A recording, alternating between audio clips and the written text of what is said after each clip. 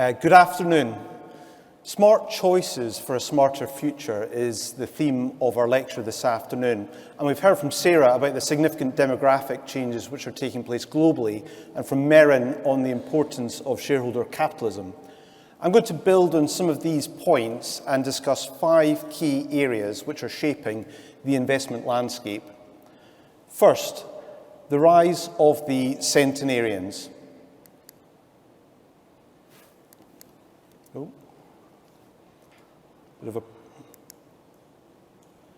This is not a new Marvel action movie, but something far more exciting for us all and for future generations.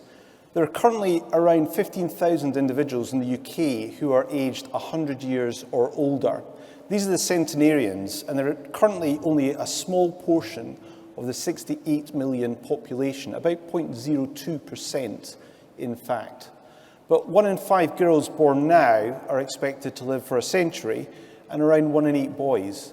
Indeed, children born in the UK today are expected to live for an average of over 81 years. So it's little wonder, as we heard earlier, that the United Nations have described longevity as one of the most significant social transformations of the 21st century. This is enabling those who have planned well and who remain physically active to fully enjoy life in their older years. Here's Swedish grandmother Ruth Larsson, who became the poster girl for senior citizen parachutists a couple of months ago, becoming the oldest person at 103 years to undertake a tandem jump. While Ruth is an outlier today in terms of her age and energy, she's unlikely to hold this world parachuting record for long, as other older centenarians take up new and exciting pastimes. Of course, an ageing population creates huge economic and social challenges. And we know that the incidence of certain conditions, specifically neurodegenerative diseases, increases with old age. And there remains clearly disappointing progress so far in treatment of these distressing and debilitating conditions. But at an economy-wide level, the trend for ageing populations has clearly led to much debate among economists about what it actually means for future growth, inflation, and interest rates. And it may well be that as the proportion of the population who are working declines, unless there's a corresponding rise in productivity, then overall economic output will probably be lower than it has been in recent decades, so lower growth. And as the dependency ratio increases, if there's a continued slowdown or reversal in globalization, which appears to be the case, then this may well lead to higher inflation beyond the immediate and very concerning pricing pressure, which is already very clearly evident to us all. And inflation may well be driven in part by a rise in the bargaining power of labour away from capital. It remains to be seen what the impact of technology is, but that could be a really profound change in terms of the backdrop. For individuals, they'll either have to work for longer or fund a lengthy retirement. And in most instances, it's likely that people will do both. Indeed, many people are already working longer while simultaneously drawing down on accumulated retirement benefits. But as with all areas of our life, we ideally want to be in control of that decision. Not all of us are capable, willing, or have our services sufficiently in demand when we reach old age. But there are, fortunately, numerous exceptions. Sir David Attenborough remains at the very pinnacle of his profession at 96 years old. His exceptional talent has meant that he remains highly sought after. But for most people, I think that they simply won't be able to make the choice between work and leisure time as they age. This ability to choose our own path is something we all strive for, and is my second point. Having the option to work for longer, or within reason to choose at which point to stop working, is something that all of us would find desirable, which is why planning for saving, retirement, and pensions is so important. But when the question was asked, what have the Romans ever done for us, as some of you may recall in Monty Python's Life of Brian, they mentioned roads, sanitation, the aqueduct, among other things, but not pensions. I guess pensions are not as funny, but the Romans also did, in fact, give us pensions.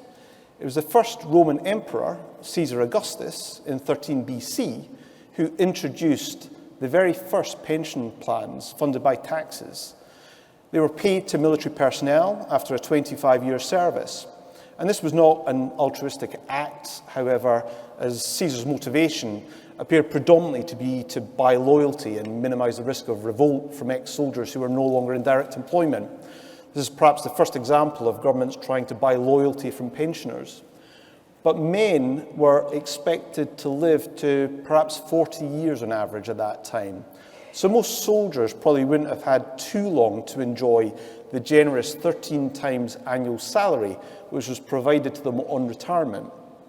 In the UK, the Old Age Pensions Act of 1908 introduced a means-tested pension of between 10 pence and 25 pence per week to people aged 70 or over.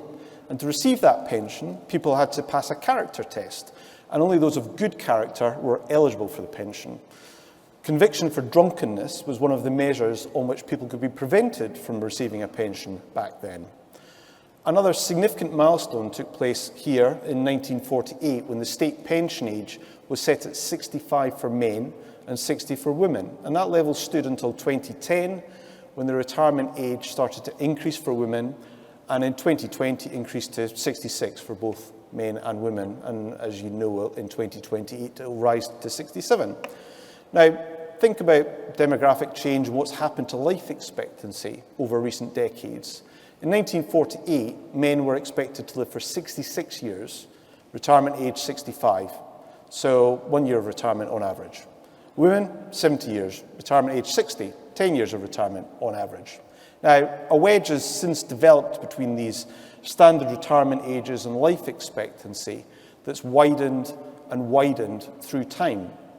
So if you're 65 years old now, then you can expect to live for another 20 years on average, and reflecting the fact there is big dispersion within the UK population, clearly. So another 20 years of work or another 20 years of retirement and leisure. For the younger members in the audience, they may have 30 years or longer to look forward to as a period of hopefully comfortable retirement when they reach that age of 65. So aging is great news, but it creates a need to work longer and save more for retirement. And we all want the ability to choose, though, and if possible, saving early, saving more can create these important choices for us later in life. Now, for F&C Investment Trust, we analysed our long-term returns since launch way back in 1868 and have annualised gains of around about 8.2% per annum over that period. That compares to a 3.2% annual inflation rate over the same period. So there's a 5% gap. Doesn't sound a tremendous amount, but that 5% gap makes an absolutely incredible difference to returns over long periods of time. So the effect of compounding has turned a £100 investment in FCIT into around £18 million over the past 154 years, well ahead of inflation, which would have returned only around £12,000 over the same period. It's little wonder that Albert Einstein described compounding as the eighth wonder of the world. Compounding is my third point. One of the positive consequences of the recent pandemic has been a greater engagement of younger people with finance and investment.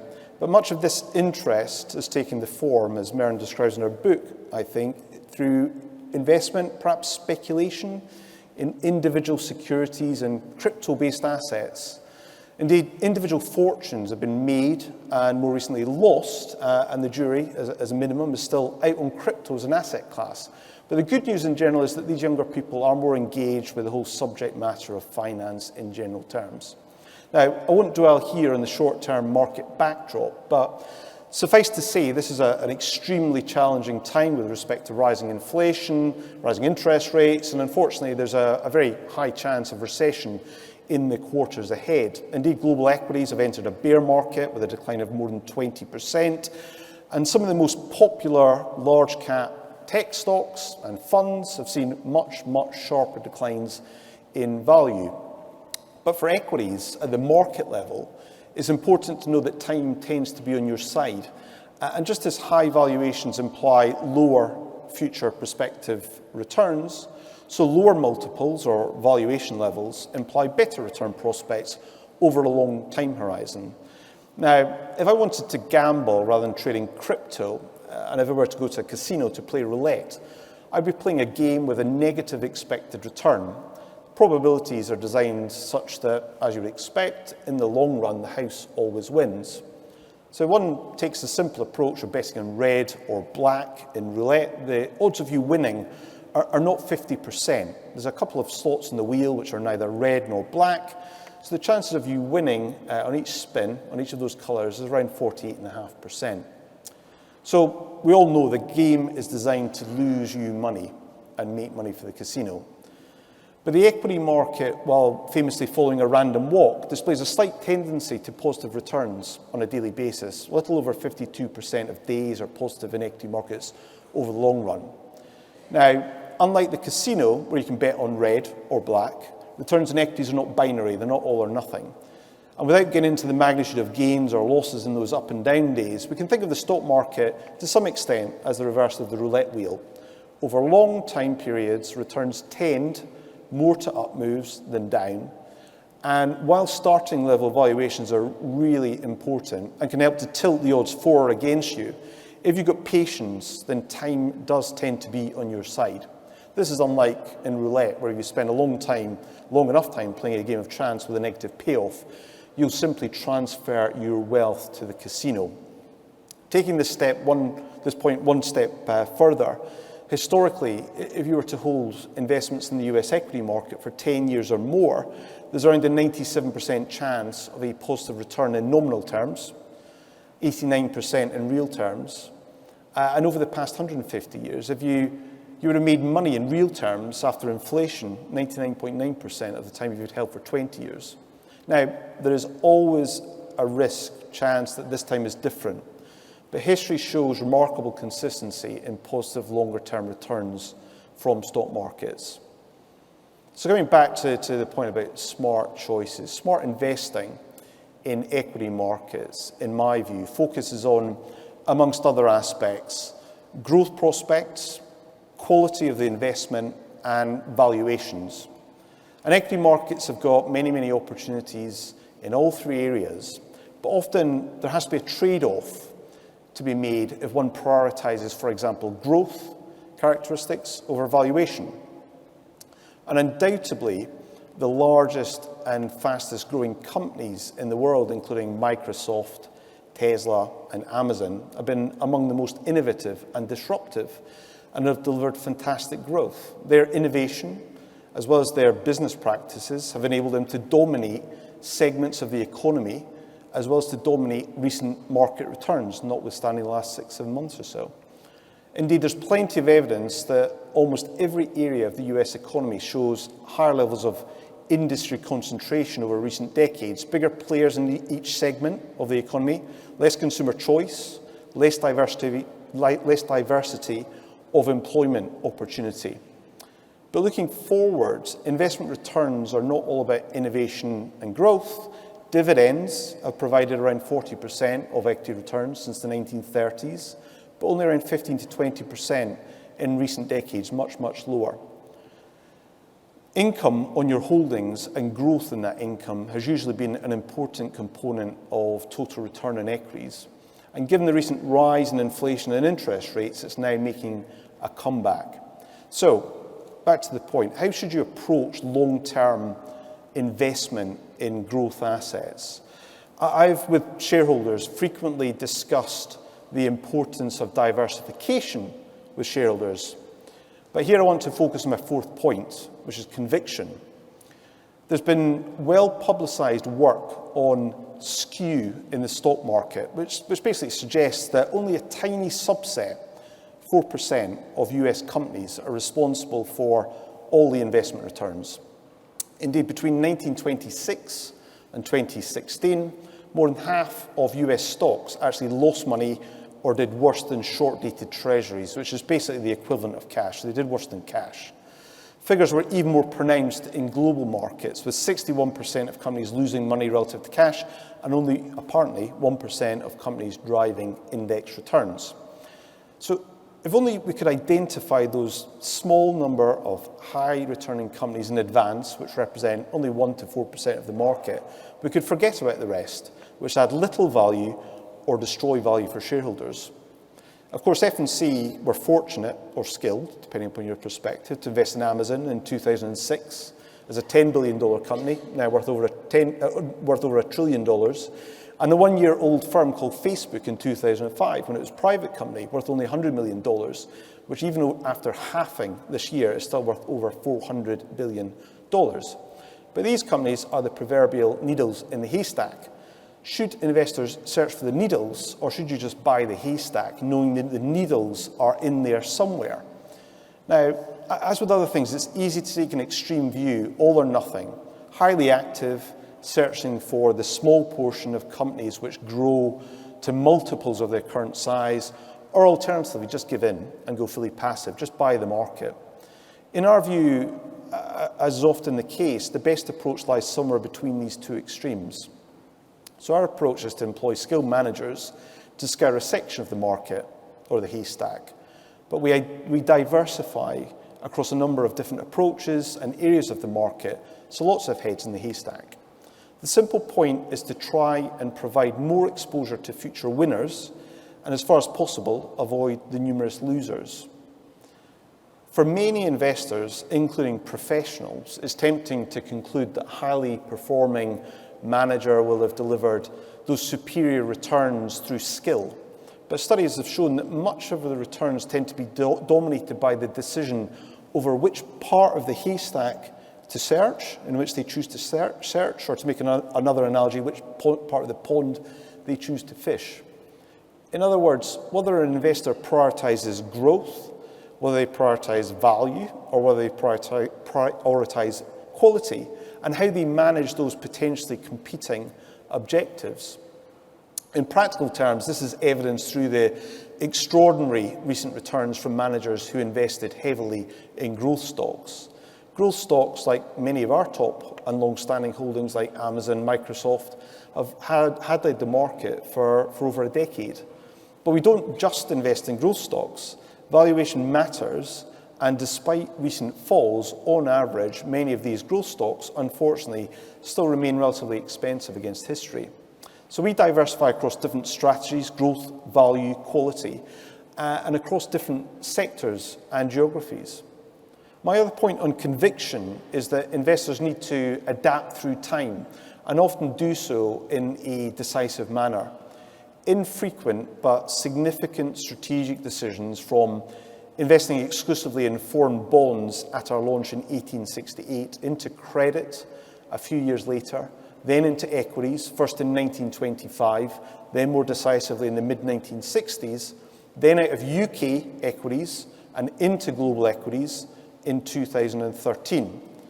More recently, while less dramatic than some of those moves, we rotated quite significantly out of those expensive growth stocks from mid-2020 into value and income, preparing for an environment of higher inflation and interest rates. So the key to survival and prosperity is resilience and the ability to adapt to a changing environment. Now, as I said, we've been investing in equities for a long time. And one of our first equity investments was into Shell in 1925, a company that we still own today. Clearly, we want to own businesses which have a future, and we want to make money for our shareholders while also doing the right thing. We invest with a conscience and expect considerate behaviour from the companies in which we allocate capital. Conscience is my fifth point. There's been much discussion, some of which Merrin touched upon, over what this practically means, and I expect that complexity is only going to increase in this area. In recent years, as you've heard, investors have had a free lunch with respect to strong alignment between performance and positive ESG ratings. But with rising inflation, a recovery in energy and value stocks, and the recent downturn in highly valued disruptive tech, the outlook is now becoming much more nuanced.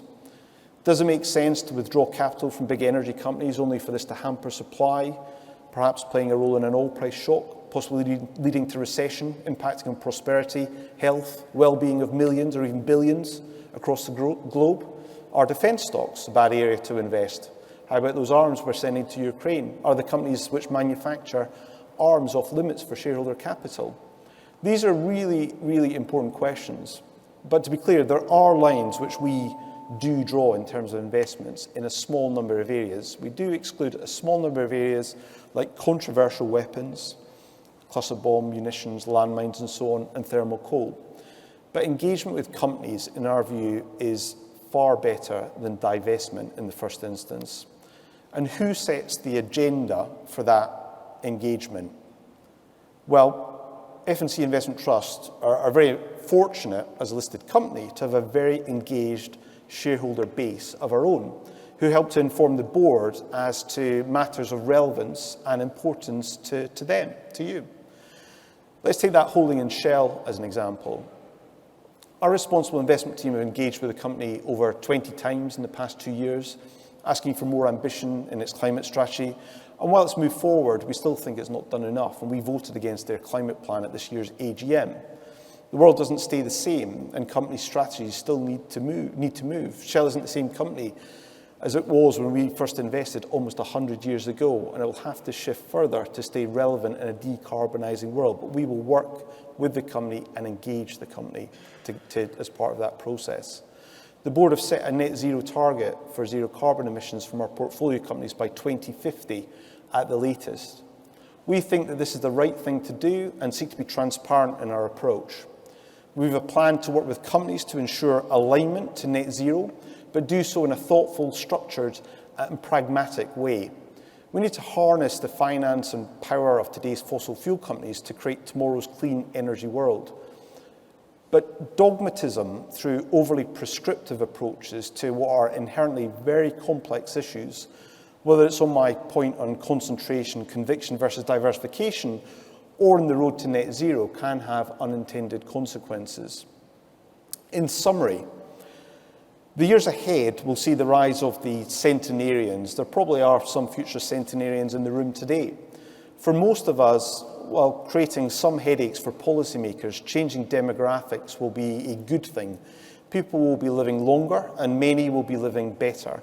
But an ageing population creates financial pressure for both governments and for individuals. As individuals who increasingly bear the financial risks and need to provision for their future. But we all want choice. For most of us, it will be a choice to work longer, while some will seek retirement at the earliest opportunity. While the current economic and market environment is fraught with challenges, the long run shows that equities can provide strong returns and exceed inflation, delivering gains in real terms to investors. This is the power of compounding. But which equities? My view is that for most investors, the sensible approach is to blend high conviction strategies rather than to stake all your chips on one particular style or approach, which can go spectacularly well or badly. We've seen both spectacularly good and spectacularly bad returns delivered from the very same managers in recent years. It's also important to be nimble strategically. ESG and responsible investing consideration are becoming much more prevalent, but also more complex. Investing with a conscious and consideration of the actions of the companies into which we invest is expected by our shareholders. But a dogmatic approach can have unintended consequences, like withholding capital from areas which are essential for the energy transition and the road to net zero.